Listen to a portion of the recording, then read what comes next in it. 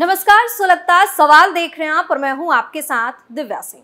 केजरीवाल के होश उड़ा देने वाली एक बड़ी खबर सामने आ गई है। ईडी अब केजरीवाल के खिलाफ ऐसा एक्शन लेने वाली है जिससे आप नेताओं का काम तमाम हो जाएगा।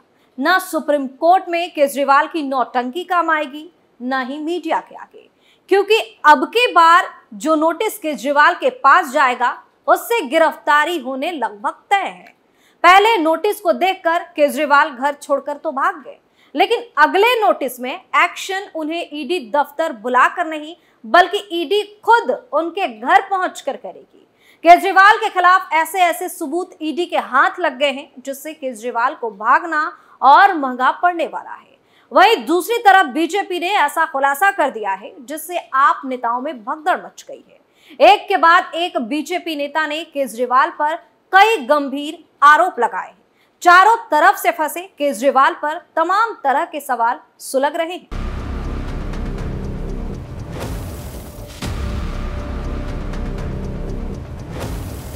केजरीवाल पर ईडी का अगला एक्शन क्या होगा? क्या ईडी के नोटिस के खिलाफ कोर्ट जाएंगे केजरीवाल? कैसे चारों तरफ से फंस गई आम आदमी पार्टी? बीजेपी के दावों से क्यों परेशान हुए आप नेता? इन सवालों ने केजरीवाल खेमे में बवाल मचा दिया है। पसीने छूट रहे हैं। अगला एक्शन क्या होने वाला है, इसके लिए सीक्रेट मीटिंग बुलाई जा रही है। केजरीवाल वकीलों की सलाह लेने में जुट गए हैं। अंदर ही अंदर गहमा गहमी मची हुई है। क्यों? क्योंकि अगर केजरीवाल जेल पहुंच गए तो पार्टी का पूरा खेल खत्म हो जाएगा। इसी डर से आज केजरीवाल ईडी के पास नहीं पहुंचे। ईडी दूसरा नोटिस जारी करने की तैयारी कर रही है।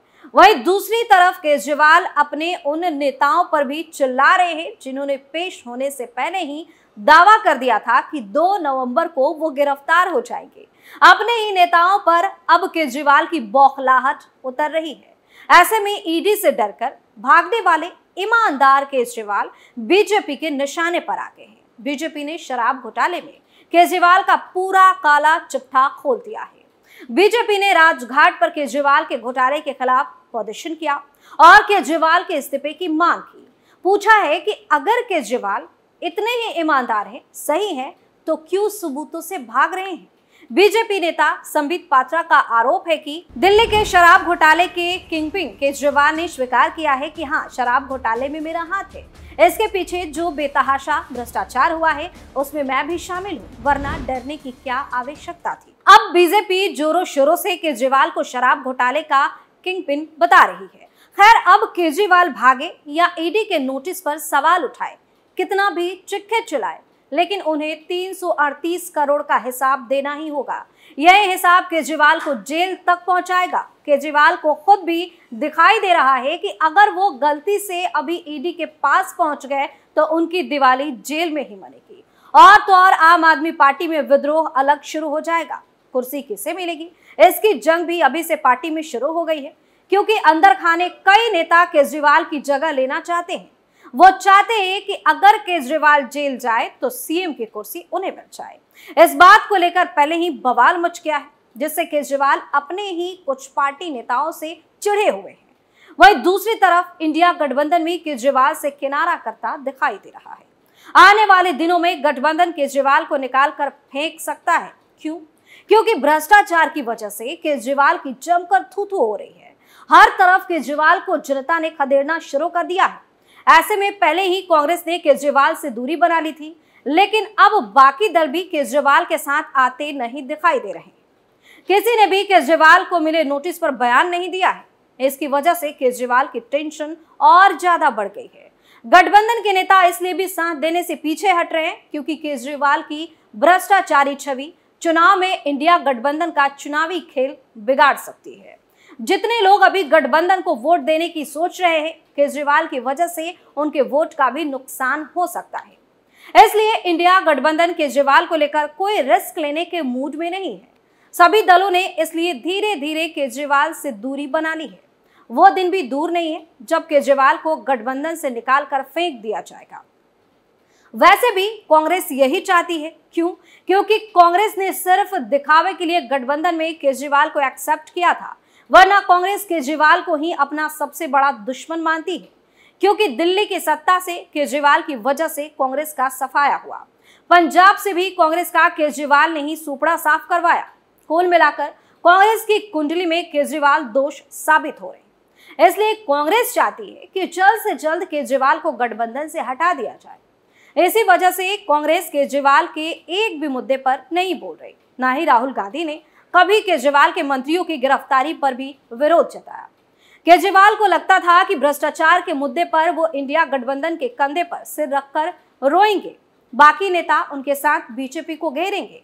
लेकिन उनके सपने तब चकनाचूर हो गए जब केजरीवाल का एक भी नेता ने साथ नहीं दिया। केजरीवाल अब ना घर के बचे हैं और ना ही घाट के। उनकी हालत मिट्टी में मिलने जैसी हो गई है, क्योंकि अब उन्हें चारों तरफ से अपनी गिरफ्तारी का डर दिखाई दे रहा है। और एक बात भी क्लियर है, अगर केजरीवाल गिरफ्तार होते हैं तो आम आदमी पार्टी का खात्मा भी तय है।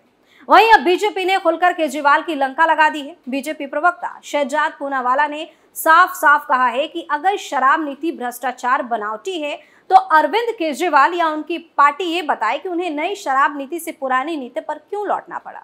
दिल्ली की जनता ये जानना चाहती है कि केजरीवाल के पक्ष में बड़े बड़े वकील सुप्रीम कोर्ट से लेकर लोअर कोर्ट तक लड़ रहे हैं, लेकिन कहीं से उन्हें राहत क्यों नहीं मिल रही। अब हम आपको बताते हैं कि क्यों केजरीवाल को राहत नहीं मिल रही है, क्यों ईडी सख्ती से केजरीवाल का पीछा कर रही है। दरअसल केजरीवाल की शराब घोटाले के असली मास्टरमाइंड है। ईडी अपनी चार्जशीट में खुलासा भी कर चुकी है कि कैसे केजरीवाल ने पर्दे के पीछे से पूरा गेम खेल दिया। दरअसल ईडी ने अपनी एक चार्जशीट में दावा किया है कि घोटाले के लिए बनाई गई नई आबकारी नीति दिल्ली के मुख्यमंत्री अरविंद केजरीवाल के दिमाग की उपज थी, यानी केजरीवाल का ही पूरा प्लान था। बस बचे इसलिए क्योंकि आबकारी विभाग सिसोदिया के पास था। लेकिन जांच में अरविंद केजरीवाल का नाम प्राइवेट कंपनियों के लिए कमीशन तय करने, शराब कारोबार में दक्षिण भारत के नेताओं और कारोबारियों को हिस्सेदारी देने के संबंध में सामने आया है। ईडी ने इस साल जनवरी में दायर चार्जशीट में दावा किया था कि बिजनेसमैन समीर महेंद्रू से केजरीवाल ने ही कहा था कि विजय नायर उनका आदमी है और महेंद्रू नायर पर भरोसा कर सकते हैं। नायर ने वीडियो कॉल करके महेंद्रू और केजरीवाल की बात करवाई थी।